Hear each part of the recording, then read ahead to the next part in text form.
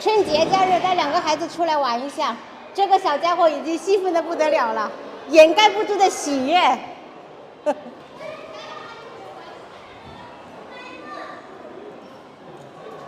好久都没有出来了，商场里面真的好有节日的氛围感，特别的热闹。看到什么东西都不想走了。哦，看到了。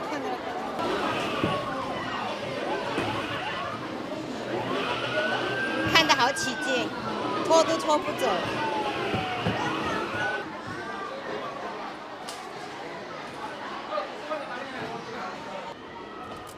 来。夏天穿凉鞋，还不是要穿双薄袜子？啊，不得行，还是有点小。他现在要穿20码的鞋子。大手大脚。大脚板。五一这个节日的话，城市的繁华和农村农忙完全是2种景象。很久都没有出来了，感觉和这个城市是格格不入。所以很多朋友都在问我们，为什么要在农村老家花这么多钱修房子，而不去城里面买一套房子？其实就是这个原因，因为感觉我们在农村已经生活习惯了，融不入这个城市。就好比我们人生活是一样的，各自有各自的圈子，不是一个圈子的。如果你非要融入进去，其实有时候呢也会很尴尬。看见2个孩子，突然有时候觉得我也是挺自私的。我们自己没有能力走出去，但是他们下一代肯定也是要走出去的。如果我们能够代替他们提前走出去的话，他们未来的路可能就会更好走。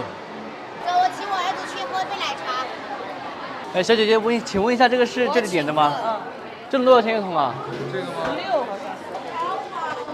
像。呀。拿点啥子嘛？点了1杯那个什么1桶烧仙草，就是刚刚我问那个小姐姐那一种。2兄弟1人给他们买了1根烤肠。本来这个是我吃的，结果被他抢走了。好不好吃？1068的。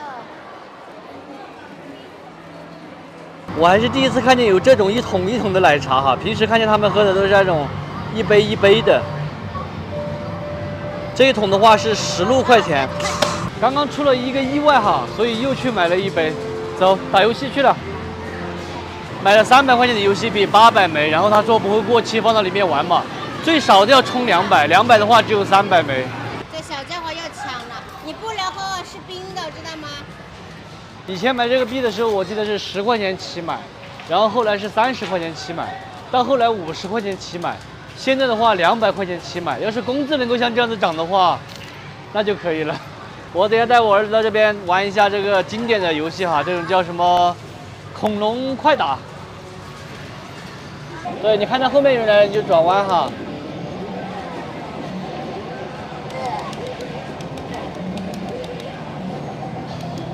后面有胖子，哥哥把爸爸打晕了。走，看看前面有没有鸡腿给你吃哈。幸好我在后面保护了你，不然你又被打了。打。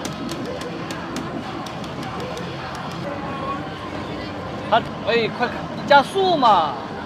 冲到我们前面来嘛，我们才撞得到你。哎呀，完蛋了，我被炸下来了。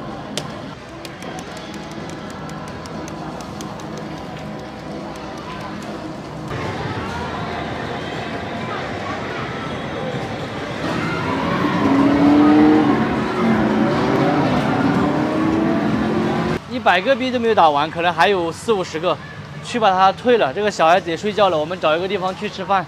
买这个车子的时候说可以睡到3岁哈，你们看，现在才1岁半，脚都已经掉在外面了。